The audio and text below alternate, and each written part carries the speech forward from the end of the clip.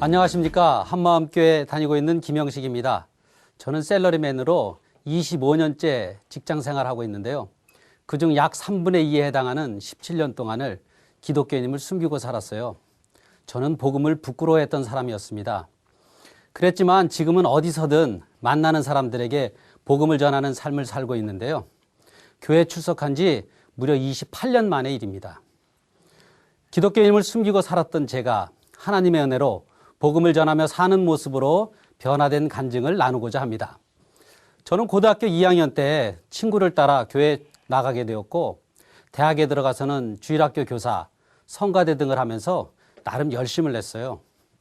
대학을 졸업한 후 지금의 직장에 들어가게 되었는데, 직장에서도 신앙생활을 잘 할 수 있을 거라 생각했어요. 그런데 그렇지 않더라고요. 저는 직장에 들어가서 제 믿음의 실상을 보게 되었어요. 저는 믿음이 없는 자였습니다. 직장에서는 학연과 지연을 무시할 수 없었고, 상사나 동료들에게 인정받는 것이 필요했어요. 그러기에 그들과 어울려야 했고, 의도하지는 않았지만 제가 기독교인임을 이야기하지 않게 되더라고요. 반면에 교회에서는 열심을 내서 제게 맡겨진 일들을 했기에 믿음이 좋은 사람으로 인정을 받고 있었습니다. 고린도후서 4장에 만일 우리 복음이 가리웠으면 망하는 자들에게 가리운 것이라는 말씀처럼 제가 직장에서 기독교인이 아닌 자처럼 산 것을 돌아보니 정말 망하는 삶을 살았더라고요. 저는 여러 사람들과 어울려 운동하는 것을 좋아했어요. 특히 테니스는 아주 좋아했는데 죽기 살기로 하다 보니 다치게 되더라고요. 그래서 하게 된 것이 마라톤이고 동호회를 만들어 활동을 했어요. 그런데 문제는 대부분의 대회나 행사가 주일에 열리는 것이었어요. 저는 무조건 주일 성수는 해야 한다고 여겼거든요. 그러니 어떡합니까? 빠질 핑계거리를 찾아야 하잖아요. 그래서 그때 있지도 않은 집안 행사 많이 만들었습니다. 저는 제 차에 늘 성경책을 무슨 부적 마냥 두고 다녔는데요. 뭐 그런 거 있잖아요. 신앙생활이 엉망이니 성경책이 차 안에라도 있어야 안심이 되는 거예요. 간혹 제 차를 타는 사람들이 성경책 있네? 교회 다녀? 그러면 저는 속으로 뭘 또 그걸 봤어. 차로도 탔으면 그냥 타고 가긴 하지. 그러면서 집사람이 라고 어색하게 얼버무리곤 했습니다. 세상과 교회에 끼인 삶을 살다 보니 이래저래 손해가 막심하더라고요. 저는 11조 생활을 했는데요. 직장인들에게 공돈처럼 생각되는 게 있어요. 연말에 소득을 정산하면서 돌려받게 되는 세금 환급금이요. 일명 13월의 보너스라고도 하죠. 11조를 했으니 소득을 정산할 때 당연히 기부금 영수증을 제출해야 하잖아요. 다들 한 푼이라도 더 돌려받고자 하는데 저는 교회 다니는 것이 알려질까 봐 한동안 제출하지 않았습니다. 저는 결혼식을 교회에서 하진 않았지만 기독교식으로 했어요. 자연히 교회 다니는 게 직장 동료들에게 알려지게 되었어요.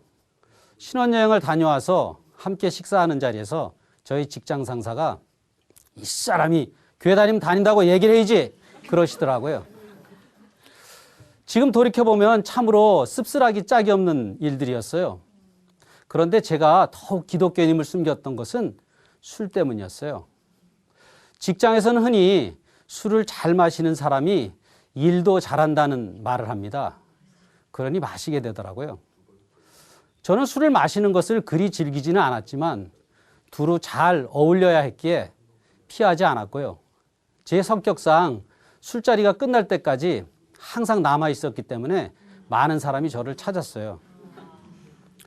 언젠가는 내가 기독교인임을 밝혀야지 하면서도 매번 작정만 했지 할 수 없더라고요.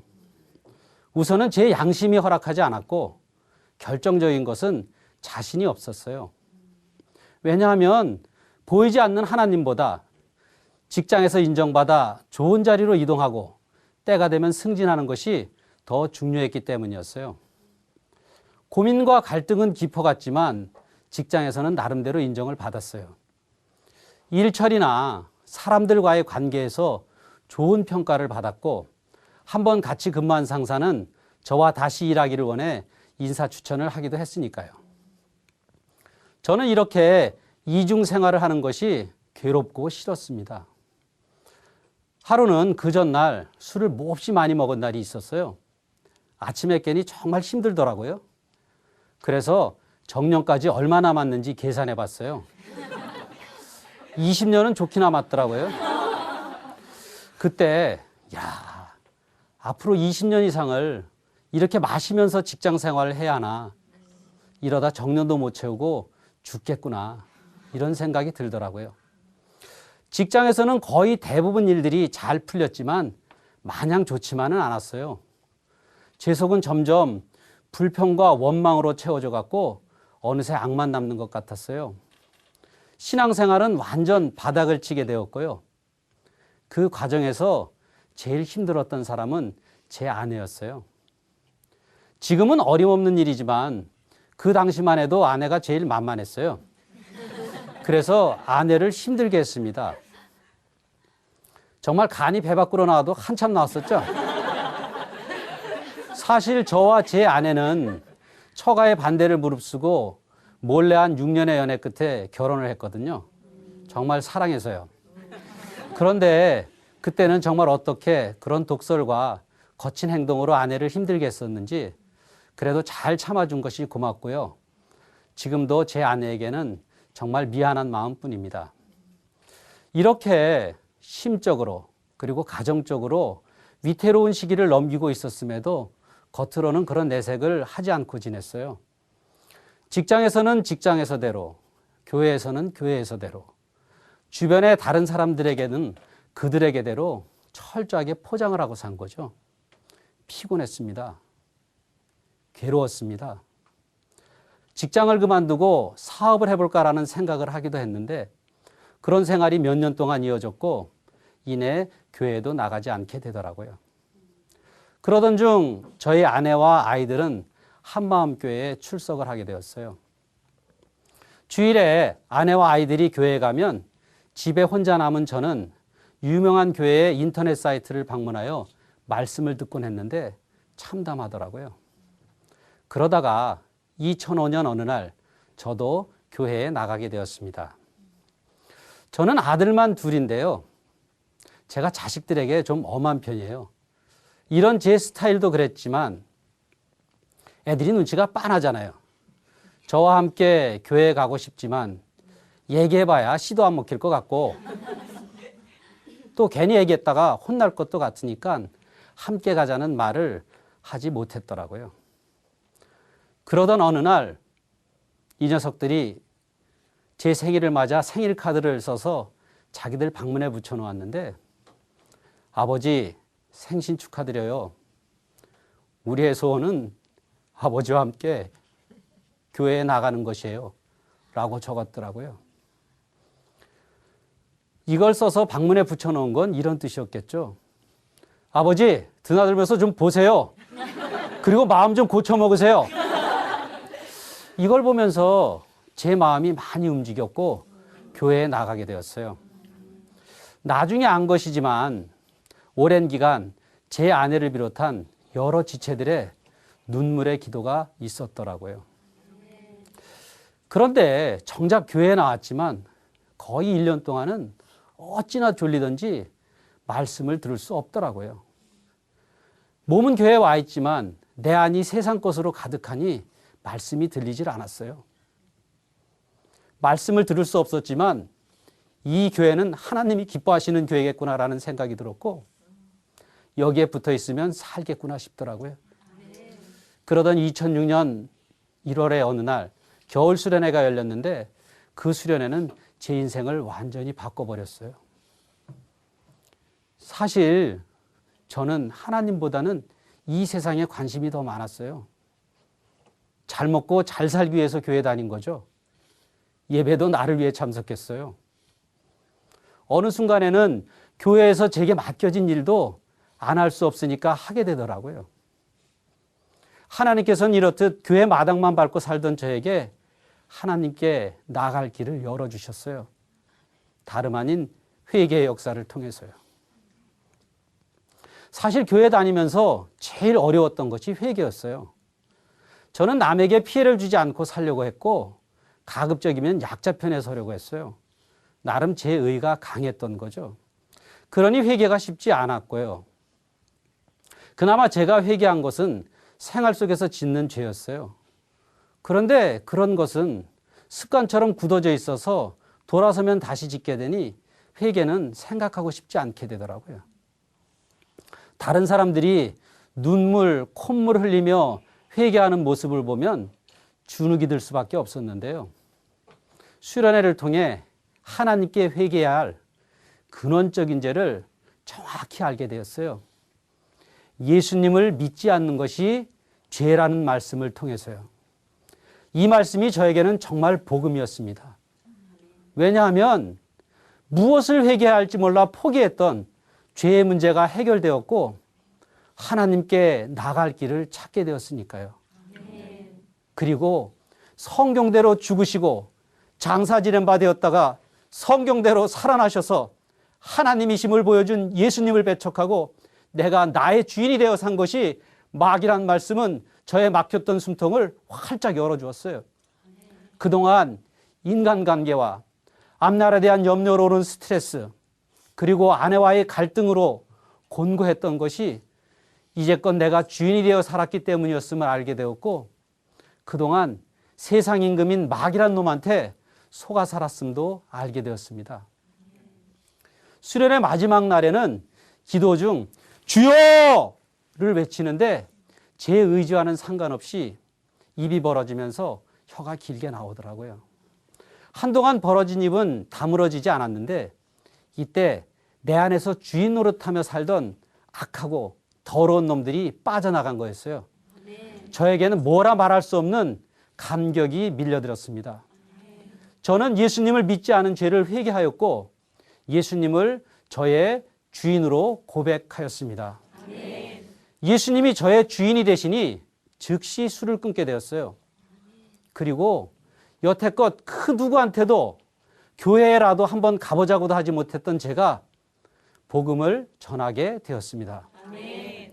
저는 금융기관에서 일을 하고 있는데요. 어느 날 제가 근무하던 사무실에 신문과 방송에 연일 톱뉴스로 보도된 아주 큰 금융사고가 일어났어요. 평소에 저는 그 사건에 연루된 3명의 직원을 못마땅하게 생각하고 있었는데요. 그 사건이 터진 후 그들에게 복음을 전해야겠다는 마음이 생기더라고요. 그중 사고와 직접 관련된 직원은 경찰서 수사과 사무실에서 복음을 전하게 되었어요. 그 직원은 늘 당당했거든요. 그런데 지쳐서 몸을 가누기도 어려워하는 그를 보자 측은한 마음이 들면서 만감이 교차하더라고요. 예수님이 주인이 아니고 자기가 주인이 되어 살면 이렇게 될 수도 있겠구나 이런 생각이 들더라고요. 힘들지? 그래도 몸을 잘 추스려야 해. 이 말밖에 달리 할 말이 없더라고요. 제 마음이 전달됐는지 마음을 여는 것 같아 복음을 전할 수 있었습니다. 예수님의 부활로 믿을 만한 증거를 주셨음에도 예수님을 믿지 않는 것이 죄인 것과 그 죄를 하나님께 회개해야 하고 예수님을 주인으로 믿어야 함을 선포했습니다. 다 들은 후 그는 예수님을 믿겠다고 하였고 우리는 경찰서 사무실 한가운데서 기도를 하였습니다. 그리고 그에게 어디를 가든지 주인으로 고백한 예수님을 놓치지 말아야 함을 당부했습니다. 이후 나머지 2명의 직원에게도 차례로 복음을 전하였고 그들 또한 모두 예수님을 믿게 되었습니다. 그러자 참으로 놀라운 변화가 일어나더라고요. 사건을 수습하는 와중에서 다른 직원들이 그들을 비난해도 저의 마음에는 전혀 미워하는 마음이 들지 않았고 도리어 그들 위해 기도하게 되고 긍휼함이 부어지는 것을 보며 저도 많이 놀랐어요. 그 당시 제 직책이 팀장이었는데요. 그 사고로 구속된 직원을 면회하고 온 한 직원이 그로부터 이런 말을 들었다고 전해주더라고요. 그동안 김 팀장님을 못마땅하게 생각했었는데 알고 보니 정말 좋으신 분이라고 했다고 말입니다. 복음의 능력이 막히고 원수된 인간관계도 풀어주는 것을 경험할 수 있었습니다. 아멘. 그 뒤로도 그곳의 많은 영혼들에게 복음을 전할 수 있었고 그들 중 여러 사람이 예수님을 믿게 되는 성령의 역사를 볼 수 있었습니다. 믿음을 고백하는 기도를 마치면 기쁨과 평안이 임하는 것을 보았는데 전도를 하는 자에게 기쁨의 면류관을 주시겠다고 약속하신 것이 이거구나 싶더라고요. 지금 저는 제 업무의 특성상 여러 사무소를 방문하게 되는데요. 물론 제 업무를 열심히 합니다만 초점은 누구에게 복음을 전할 것인가에 맞춰져 있고 어떤 영혼을 만나게 해주실지에 대한 기대를 늘 합니다. 그러다 보니 식사를 하거나 이야기를 나누는 중에 복음을 전할 기회가 생기고 할 말이 생각나더라고요. 어느 지역에서의 일입니다. 한 10여 명이 함께 식사를 하는 자리였어요. 식사 후 이야기를 나누는 중에 한 사람이 기독교에 대해 묻더라고요. 멍석을 깔아주는데 놓칠 수 없잖아요. 예수님의 부활, 이 믿을 만한 증거가 있으니 거침없이 전할 수 있었어요. 순간 기쁨이 임했어요. 자리에 있던 모든 사람이 힘차게 박수를 쳐주더라고요. 언젠가는 차를 마시면서 복음을 전할 때의 일인데요. 한 테이블에 4명이 앉아있던 중 저는 바로 제 앞에 앉은 직원에게 복음을 전했는데 희한한 일이 벌어졌어요. 복음을 다 전한 후 예수님을 믿겠냐고 하자 도리어 그 옆에서 듣지 않았을 것 같던 다른 직원이 자기가 믿겠노라고 하여 예수님을 영접한 일도 있었어요. 한 사무실에서는요, 그 사무실의 중간 책임자가 교회 권사님이시더라고요. 매일 점심시간에 그분이 인도자가 되어 직원들과 사무실에서 예배를 드리는데 안 믿는 직원들도 자발적으로 같이 하더라고요. 그 중에 그분이 전도를 아무리 해도 안 되던 직원이 있었는데 부활의 복음을 듣고 예수님을 믿게 되었어요. 그랬더니 인근 사무소의 직원들이 함께 모일 기회를 주선했고 20여 명의 직원들에게 복음을 전할 수 있었어요. 은혜가 얼마나 부어지던지요. 모두 한동안 자리를 뜨지 못했습니다. 특히 헤어지는 인사를 하면서 보게 된 어느 직원의 눈가에 맺힌 눈물은 아직도 잊을 수가 없습니다. 지금은 제가 전혀 술을 하지 않다 보니 직장의 회식 자리에서 술잔을 돌리는 직원들에게 간혹 이런 얘기를 듣게 됩니다. 저도 교회에 다녀요. 이 말은 교회에 다니는 사람들이 하는 말인데요. 뭐 그렇게 유별나게 신앙생활 합니까? 적당히 하세요. 이런 의미는 아니고요. 교회에 다니지만 예전에 저처럼 교회에 다니는 것을 밝히지 못하고 지내는 사람들이 저를 격려해 주는 말이더라고요. 저처럼 하지 못하는 것에 대한 미안함의 표현이기도 한 것 같고요. 그걸 보면서 불과 몇 년 전에 제 모습을 떠올리곤 합니다. 산술적으로 보면 100 빼기 1은 99지만 우리의 삶에서 예수님이 빠지면 100 빼기 1은 제로더라고요. 예수님이 부활하셨습니다. 사람으로는 도저히 생각할 수도 없고 흉내낼 수도 없고 할 수도 없는 오직 하나님만이 하실 수 있는 부활의 표적, 이것이 있기에 기독교인임을 숨기고 빵점짜리 신앙생활로 어렵게 살던 제가 복음을 전하는 사람으로 변하였습니다. 아멘. 사도 바울이 복음 증거의 사명을 위해 자신의 생명을 조금 더 귀한 것으로 여기지 않겠노라고 고백하며 달려갔던 것처럼 제 남은 인생 이 사명을 감당하며 살겠습니다. 감사합니다.